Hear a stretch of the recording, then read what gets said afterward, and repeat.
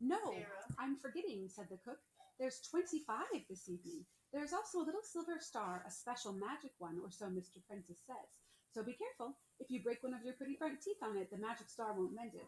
But I expect it's a specially lucky thing to find all the same. It was a good cake, and no one had any fault to find with it, except that it was no bigger than was needed. When it was all cut up, there was a large slice for each of the children, but nothing left over, no coming again. The slices soon disappeared, and every now and then a trinket or a coin was discovered. Some found one, and some found two, and several found none, for that is the way luck goes, whether there is a doll with a wand at the cake or not. But when the cake was all eaten, there was no sign of any magic star.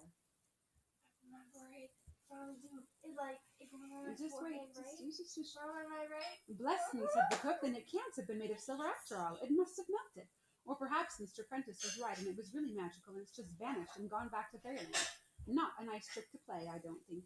He looked at Prentice with a smirk, and Prentice looked at him with dark eyes and did not smile at all. All the same, the silver star was indeed a fey star. The apprentice was not one to make mistakes about things of that sort.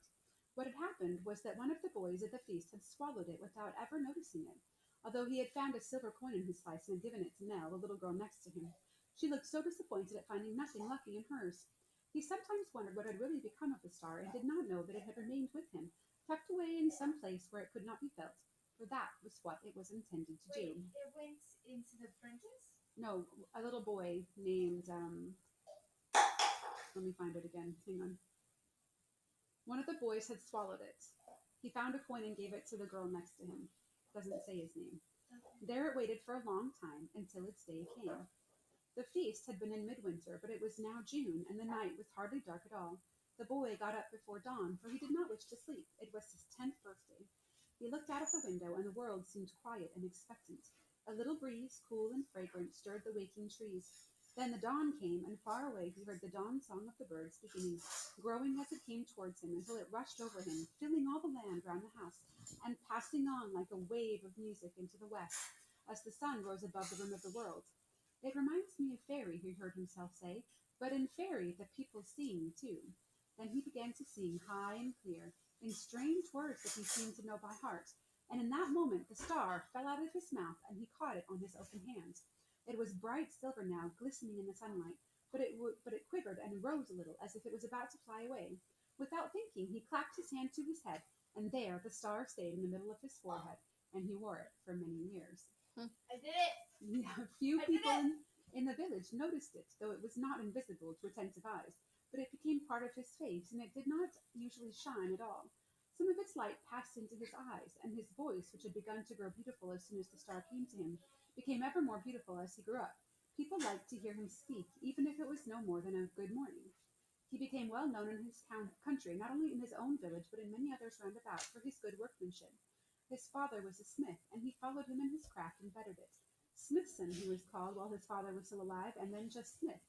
For by that time he was the best smith between Far Easton and Westwood, and he could make all kinds of things of iron in his smithy. Most of them, of course, were plain and useful, meant for daily needs: farm tools, carpenter's tools, kitchen tools, and pots and pans, bars and bolts and hinges, pot hooks, fire dogs, and horseshoes, and the like. They were strong and lasting, but they also had a grace about them, being shapely in their kinds, good to handle and to look at.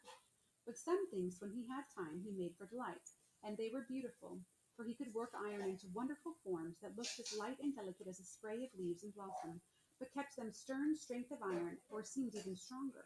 Few could pass by one of the gates or lattices that he made without stopping to admire it. No one could pass through it once it was shut.